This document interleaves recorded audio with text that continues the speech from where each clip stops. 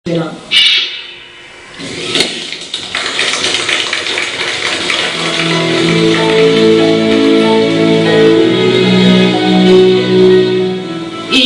হৈছে এখন নতুন অসমীয়া ছবিৰ মুহূৰ্ত অনুষ্ঠানৰ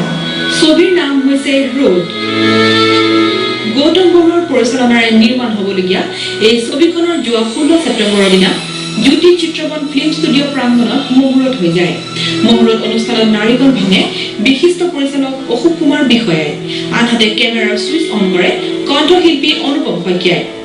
মুহূৰ্ত অনুষ্ঠানত ৰোডৰ শিল্পীসকলৰ লগতে ছবি জগতৰ আন ভালে সংখ্যক লোক উপস্থিত আছিল ৰোডৰ কাহিনী আৰু পৰিচালনা গৌতম বৰুৱাৰ গুৱাহাটীকে ধৰি অসমৰ বিভিন্ন লোকেশনত ছবিখনৰ চিত্ৰগ্ৰহণ কৰাৰ উপৰিও মানালীবি ছবিখনৰ দুটিমান গীত আৰু নাটকীয় মুহূৰ্তৰ চিত্ৰগ্ৰহণ কৰা হ'ব ৰোডত অভিনয় কৰিবলগীয়া শিল্পীসকলৰ ভিতৰত আছে উৎপল দাস মুন্নি ফুকন হিৰণ্য ডেকা দিগন্ত হাজৰিকা নিকুমণি বৰুৱা নৱাগত মনালু বৰদলৈ আদিৰ উপৰিও আন ভালেমান পুৰণি শিল্পী মোৰ চিনেমাখনৰ নাম হৈছে ৰোড ছানশ্বাইন যেহেতু সূৰ্যৰ ৰশ্মি নহ'লে একোৱেই নহয় আমাৰ গোটেই দুনিয়াখন একোৱেই নহয়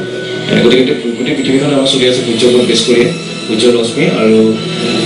মোৰ ৰশ্মি মিনছ হৈছে মোৰ ৰোডৰ মিনছ হৈছে লাইফত কিছুমান নতুন এটা পোহৰ দিয়া গতিকে এইখন চিনেমা আজিৰ পৰা আমি শুভাৰম্ভ কৰিলোঁ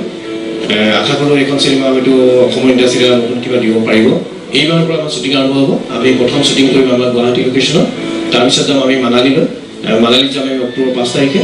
তাৰপিছতে আমি ঘূৰি আহিম দিল্লীতো আমাৰ শ্বুটিং আছে শ্বুটিঙৰ পিছতে আমি আকৌ এটা আমাৰ চিডিউল থাকিব গুৱাহাটীত আৰু তাৰপিছতে আমি আমাৰ সম্পাদনৰ কাম আমি আৰম্ভ কৰিম চিনেমাখন এটা ইয়াং ল'ৰা কাহিনী গতিকে এই চৰিত্ৰটো পাই খুবেই সুখী আৰু খুব আশা কৰিছোঁ যে আমাৰ যি নতুন প্ৰজন্মৰ ল'ৰা ছোৱালী আছে তেওঁলোকে এই চৰিত্ৰৰ লগত যথেষ্টখিনি ৰিলেট কৰিব বাকী সকলো দিশখিনি চাবলৈ খুব অভিজ্ঞতা মানুহ এই ছবিখনৰ লগত জড়িত ইতিমধ্যে হৈ আছে গতিকে মই খুবেই ভাল পাইছোঁ আৰু খুব আশাবাদী এই ছবিখনক লৈ যি ধৰণৰ চৰিত্ৰটো মোক দিয়া হৈছে সহজ হ'লেও যথেষ্ট কঠিন কাৰণ চৰিত্ৰটোৰ বিভিন্ন ধৰণৰ দিশ গৌতমে মোক ব্ৰিফ কৰিছিলে আৰু মই এতিয়া ভাবিবলৈ বাধ্য যে এই চৰিত্ৰৰ লগত মই কেনেকৈ জাষ্টিছ কৰিম যিয়েই নহওক গৌতম দাৰ সুন্দৰ অভিজ্ঞতা আৰু পৰিচালনাৰ মই ভাবিছোঁ যে এই চৰিত্ৰটো সঠিকভাৱে আপোনালোকৰ আগত প্ৰকাশ কৰিবলৈ মই সক্ষম হ'ম আশা কৰিছোঁ আপোনালোকৰ আশীৰ্বাদৰ মৰম চেনেহ এনেকৈ পাই থাকি মই আশা কৰিছোঁ এই ছবিখনে আপোনালোকক কোনো ধৰণে নিৰাশ নকৰে